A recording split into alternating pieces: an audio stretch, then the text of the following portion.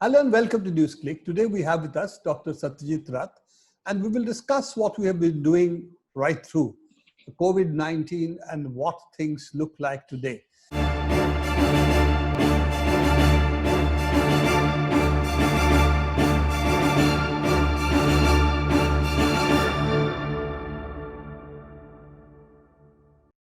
We're going to discuss WHO's announcement that antibodies are there for at least 3 months. Now, a lot of people have interpreted this to mean that after 3 months, maybe the antibodies are not there in the body and therefore infections can reoccur. And there have been some isolated cases of where people have talked about reinfections. So Satyajit, antibodies will not be there, that is not what WHO has said. So should you clarify what they really mean and what are the results they're talking about and what does it mean for vaccine-induced immunity as well? Okay, so unlike many other times, on this one, I'm going to be a little more optimistic sounding than usual. So here is what a rare change for you, right? Thank you for appreciating it. So here's what happens. The virus comes in, and as we've discussed, there isn't one thing called immunity that is triggered. There's a whole number of interlinked but separate responses of the body that are activated in response to the virus infection. One of those is an antibody response. Now, the data that have accumulated, the evidence that has accumulated over recent months, which is what the WHO note is referring to, have generally begun to show the following. Number one, they are showing that most people who are infected, the overwhelming majority, more than 90% of people who are infected with SARS-CoV-2 make antibody responses.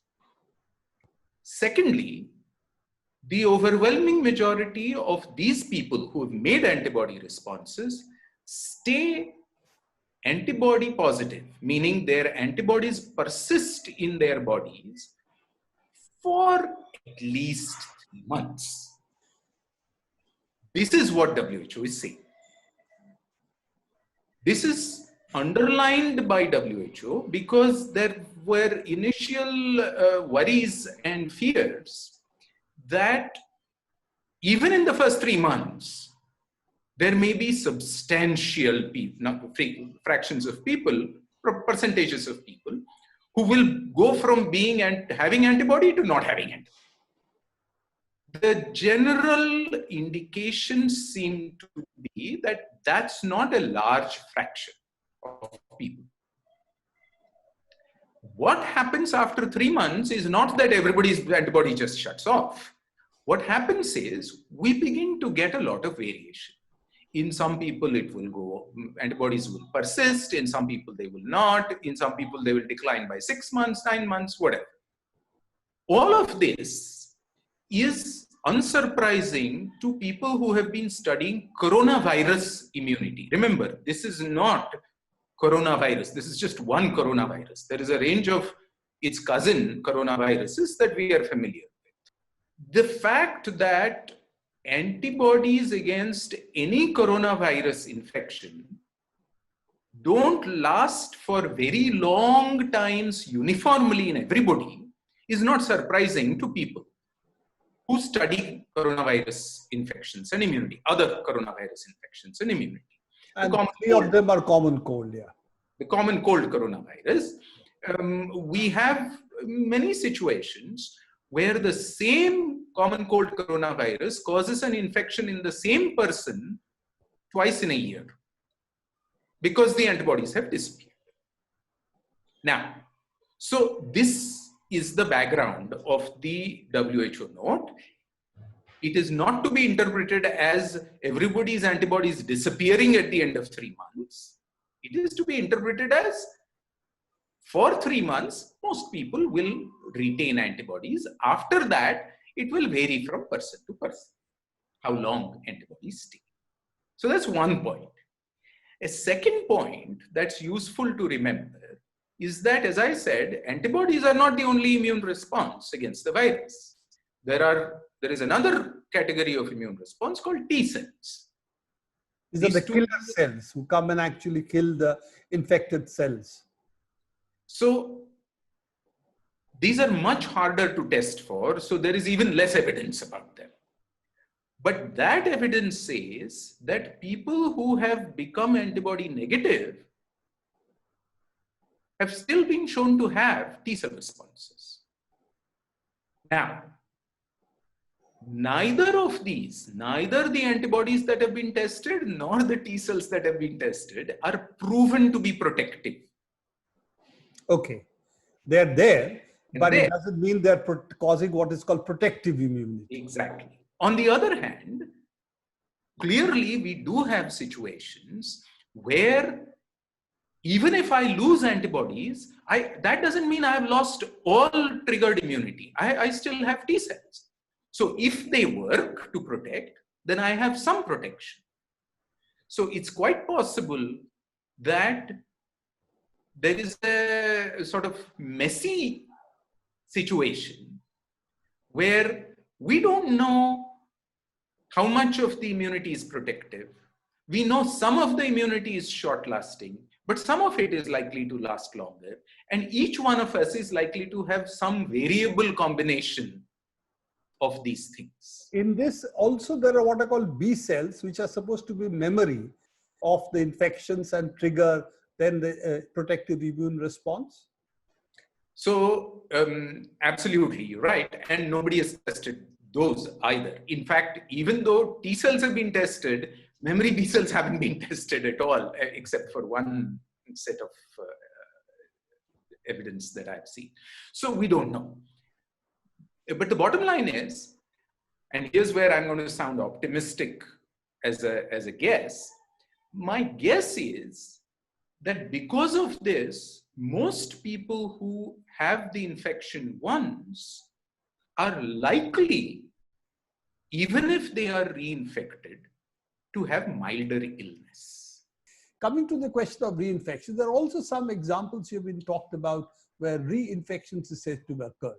Now, in the very large number of cases which are there in the world today, and we have the total number is really very large, number of reinfections of this kind reported are really, you can count on the fingers of our hands. So effectively, it seems a rare occurrence. But could you explain that the chances of reinfection, or at least within 5-6 months, is why it is so rare and this is likely to be only an outlier? So this is going to be a very unsatisfactory answer, because it's essentially going to say that in none of the cases of reinfection that have been anecdotally described, do we actually know that it's reinfection? And here's why we don't know. How do we know that there's infection? Because you test the fluid and you find viral RNA. Let's not even worry about whether that's whole infectious virus or not. You find viral RNA. You test 15 days later, you find. Then you test 15 days later, you don't find. Then a month later, you test, you find. Now, is this reinfection, or is it just that one of these tests was just technically not right and missed finding the viral RNA? Most of the reinfection stories we hear fall in this category. And therefore, in most of them, it's at the moment impossible to distinguish between the possibility that it's a reinfection and the possibility that these people are that very small and interesting and important minority who clear virus very, very, very, very, very, very slowly. There are cases even up to 9 months that the virus stays in the body. That's absolutely right. So therefore, it's more likely to be that kind of an outlier than a reinfection outlier. It's certainly as likely to be that as this. Okay. So both hypotheses stay, and at the moment it's difficult to say which is which. And since we've been saying that this is as much about the substance of science as about the politics of science and society, let me take a moment to explain how we would differentiate between the possibility that this is simply a continuing infection versus that it's a reinfection. So if you had the entire viral RNA sequenced, then between two samples, if there was sequence continuity, it's the same virus. But if the second sample is clearly different in sequence from the first sample because you've acquired it from somebody else in whom the virus has changed in the meanwhile differently, then you have true reinfection. So the way to ask the question to people who talk about reinfection is, are there viral sequencing data from before the negative test and after the negative test? Much more difficult to... Much more difficult. Much more difficult. Coming to the other issue, which of course is hanging at the background of all this, is the efficacy of the vaccine. That how long will it be, assuming the vaccine is successful and we have enough number of cases for us, at least to sound optimistic at this stage, assuming that one or two or more of the vaccines will become effective. The question remains for how long. Now, does it mean that after 3 months they won't be effective, that after 6 months they won't be effective? Or what is a likelihood, using your crystal ball as a immune system expert, what would be the crystal ball that you would consult and what would it say? So Praveen, I'm enjoying myself today because this is my second one of sounding optimistic. And after a very long time of not sounding... our viewers that this is not an usual occurrence, that we get him optimistic twice in a show. I mean, one itself is a big thing. Go ahead, Satyajit. Sorry for the interruption. So here's the issue. When you have a virus infection, we have an immune response, absolutely. But the virus has gotten selected in a sort of mutual evolution where the virus that is infecting us successfully has figured out at least a little bit of how to deal with immunity. Simply because a virus strain that cannot deal well with immunity will get propagated poorly. So a viral variant that deals somehow with immunity will be preferentially propagated, and in proper Darwinian evolution, that's the strain that will come to dominate. Now, if that's the case, then the likelihood is that SARS-CoV-2 has ways of fiddling with the immune response. But SARS-CoV-2 is not what we are putting into the vaccine. Remember, we've been discussing a variety of vaccine design technologies, in all of which we take one protein of SARS-CoV-2 and simply get the body to see the protein and to make an immune response against it. We don't put a live SARS-CoV-2 virus into the body as a vaccine. So none of the tricks that SARS-CoV-2 is using to fiddle with the immune response are included in the vaccine. So the fact that SARS-CoV-2 infection may lead to short-lived immunity is not telling us that the vaccines that we are designing will also necessarily lead to short-lived immunity. Now, the vaccine technologies may have their own limitations, because of which some anti-vaccine responses will last less long than other anti-vaccine responses. But the fact that SARS-CoV-2 antibody responses may not be long-lived is no pessimistic guarantee that vaccine responses are going to be short-lived.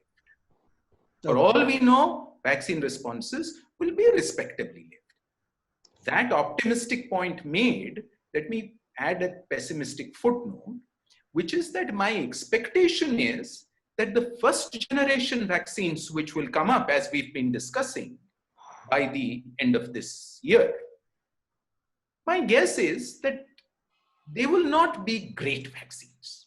They will work, they will be useful, but they will not provide 100% protection, but they'll provide some protection. They'll not be very long-lived, but they'll be reasonable. But that's not going to be because SARS-CoV-2 is short-lived immunity. So to develop more effective vaccines, perhaps we need to see 5, 10 vaccines operating, then find what are the good points of them, and then come to what. And then tweak them and come to a second generation. Okay. So the second generation vaccines are likely to give us a better handle on the epidemic, but the first generation should really act to promote what is called the herd immunity. There are also some arguments that the herd immunity may be required, maybe only 20%, 30%, 40%. Is there any basis to this, or these are all seat of the pants guesswork that people are doing? So herd immunity, I'm losing count of how many times I'm saying this. Herd immunity is not a strategy. It's not a tactic. It's an outcome. When we reach herd immunity, we will discover that we have reached herd immunity by looking back and saying, oh, the outbreaks are subsiding. We seem to have reached herd immunity. Let us now examine what the correlates of herd immunity are. Okay. We are not going to be able to plan for herd immunity like that.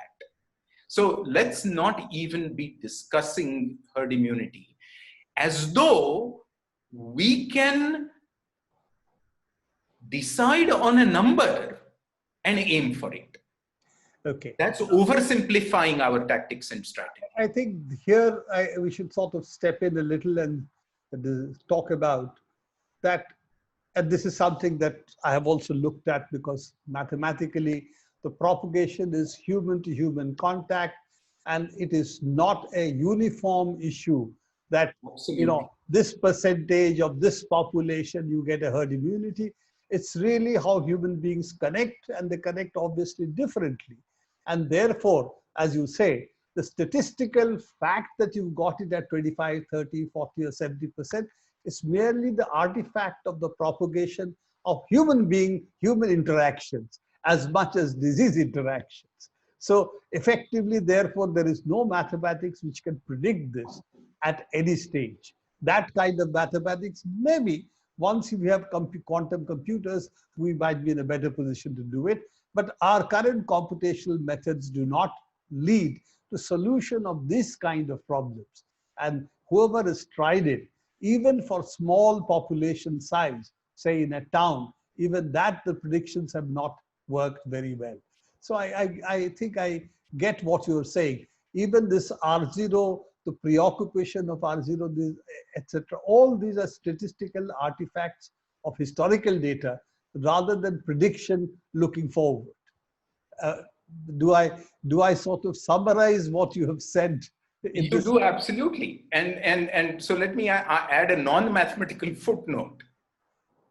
Take an example of one of the parameters that is commonly being discussed in the context of herd immunity, which is seroprevalence.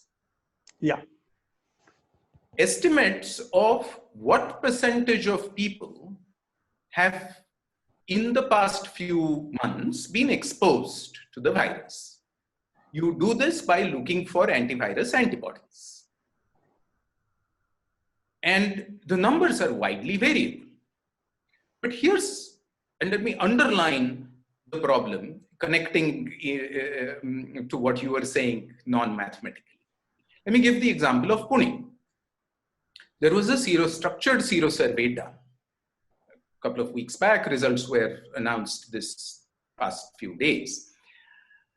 There are neighborhoods where 60% people have been previously exposed to the virus. There are neighborhoods where only 30% have been exposed. Both these neighborhoods are in Pune city. Am I going to calculate the percentage exposure of Pune as the average of these? That doesn't mean anything. So let me make my favorite point about The virus does not understand administrative socio-political boundaries. The virus works in populations that connect to each other, that breathe on each other, that talk to each other. And because none of us is hermetically sealed off from anybody else, no group that has achieved so-called herd immunity will have stably achieved herd immunity if its surrounding communities have not achieved herd immunity. I mean, it's a very interesting proposition you said. Statistically, can we average? It is what is called a statistician delight, that if your head is in the fridge and your feet are on the oven, then your body temperature on the average is quite comfortable. So it's the same problem. Exactly. That you average widely dissimilar figures, and after the average you say, hey, we've got 30% and the virus seems to have stopped transmitting, which could be due to a whole range of different reasons. And Absolutely. Then you say, that means 30% gives us herd immunity, which is nonsense. And as you said, that in any population, there at least then in a 30% antibody-based population, you can still have 70% of the people who can have infections, and it can start all over again. Yes. With this, I think we have come to the end of our discussion on rather optimistic notes given by Dr. Rath, that we have possibilities of a vaccine which will be much longer lasting than what the 3-month figure WHO has given. And we can hope to see improvements in the vaccine over time. And therefore, the so-called herd immunity that people have been talking about may be reached, but with vaccines, not the way people thought, that by infecting each other. Thank you, Satyajit, for being with us, spending this time to explain to our viewers what all of this gobbledygook, quite often it is really gobbledygook, means, and even doctors seem to be confused by the immune system. And therefore, we need your, shall we say, deciphering, cracking the code, so to say, of what all of this means. This is all the time we have in NewsClick today. Do keep watching NewsClick and also visit our website.